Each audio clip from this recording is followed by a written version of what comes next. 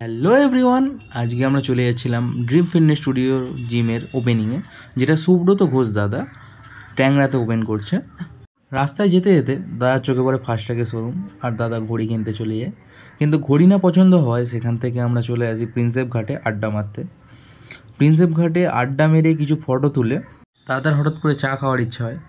তোমরা বলবে যে আমরা জাঙ্ক ফুড খাচ্ছি। দাদার একটা গেম ছিল, তাই 6 মাস ধরে ডায়েট করছিল।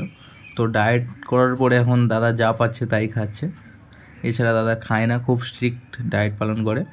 আর তারপরে আমরা চলে এসেছিলাম ইডেনের সামনে একটু বিরাট কোহলির সাথে ভিডিও করার জন্য। দেন তোমরা দেখতেই পাচ্ছ আমরা চলে এসেছি ড্রিম ফিটনেস স্টুডিও জিমে। তো দাদাকে কংগ্রাচুলেশনস জানাতে দাদা চলে গেল। আর তোমরা দেখতে পাচ্ছ এত যে ক্রাউড, সেটা সুব্রতদার জিম দেখার জন্যই হয়েছে। প্রথমে ঢুকতেই দাদার জিমের নাম, সাথে লোগো, আর তারপরে মেশিনগুলো দেখলাম আমরা, খুব সুন্দর হয়েছে। আর ইন্টেরিয়ারও খুব সুন্দর।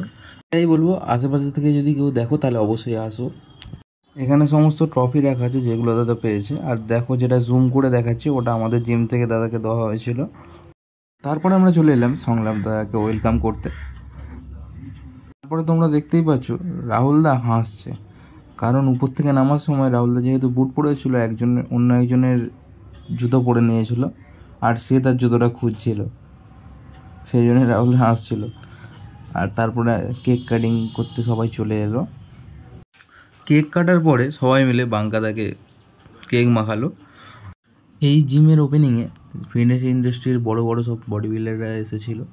বলতে গেলে ওখানে বেশিরভাগ সংলাপ দাদার স্টুডেন্টরাই ছিল। আর তারপরে তোমরা দেখতে পাচ্ছ যে দাদাকে সংলাপ দাদার হাত থেকে সংবর্ধনা জানানো হলো। তারপর আমরা কিছু ছবি তুলে বাড়ির দিকে রওনা দিলাম।